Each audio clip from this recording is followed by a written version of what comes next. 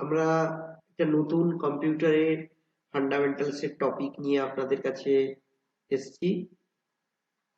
তো আজকে যেটা আমি দেখাতে চলেছি, কম্পিউটারের ডেস্কটপ অথবা আমরা অনেকে একে ওয়ালপেপার হিসেবেও বলি। এই ডেস্কটপের যে ব্যাকগ্রাউন্ড, এই ব্যাকগ্রাউন্ড আমরা চেঞ্জ করব কিভাবে, বা নিজস্ব নিজের মনের মতো করে একটা পিকচার যদি থাকে, সেটাকে আমরা কিভাবে ডেস্কটপে সেট আপ করবো, তো সেটা আমরা দেখব। তার আগে আপনাদের কাছে একটা কথা বলবো, যিনারা আমাদের ইউটিউব চ্যানেলটি এখনো পর্যন্ত সাবস্ক্রাইব করেননি, ওনারা আমাদের চ্যানেলকে সাবস্ক্রাইব করুন এবং পাশে থাকা নোটিফিকেশন বেল আইকনটি প্রেস করুন। তো চলুন বন্ধুরা, শুরু করা যাক আজকের টিউটোরিয়াল। তো আজকে আমরা প্রথম দেখে নেব ডেস্কটপের ব্যাকগ্রাউন্ড চেঞ্জ।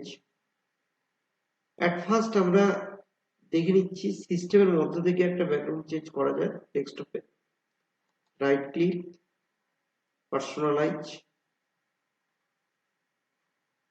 গেলাম। এখানে আপনাকে বলেই দিয়েছে, দেখুন উপরে ব্যাকগ্রাউন্ড, যে পিকচার, চুজ দি পিকচার। মানে এই যে আমরা পিকচার গুলো দেখতে পাচ্ছি, এগুলো হচ্ছে কি আপনার কম্পিউটারের সেটিং বা সিস্টেমের সঙ্গে পিকচার কিছু থাকে, যেগুলো কিন্তু আপনার নিজস্ব কোনো পিকচার নয়, কম্পিউটার সিস্টেমের পিকচার। এটাকে আপনি যেটা সিলেক্ট করবেন, ওই পিকচারটা অটোমেটিক আপনার ডেস্কটপের ব্যাকগ্রাউন্ডে চেঞ্জ হয়ে গেছে। দেখতেই পেলেন আপনারা, ব্যাকগ্রাউন্ড চেঞ্জ হয়ে গেছে।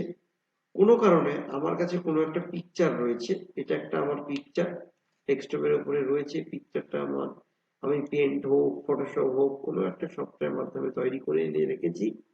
এই পিকচারটি আমি ডেস্কটপে অ্যাড করতে চাই, তাহলে পিকচারটি ডবল ক্লিক করে ওপেন করতে হবে, পিকচারের উপর রাইট ক্লিক করতে হবে, সেট অ্যাজ ডেস্কটপ ব্যাকগ্রাউন্ড, এটা করে দিলেই আমাদের কিন্তু পিকচারটি আমাদের ব্যাকগ্রাউন্ডে সেট হয়ে গেছে। তো এই ছিল আজকের টপিক।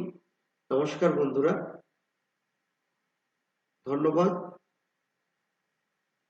যিনারা আমাদের চ্যানেলে এখনো পর্যন্ত সাবস্ক্রাইব করেননি, ওনারা সাবস্ক্রাইব করুন এবং পাশে থাকা নোটিফিকেশন বেল আইকনটি প্রেস করুন। পরে আপনাদের সঙ্গে পরের ভিডিওতে দেখা হবে। ধন্যবাদ।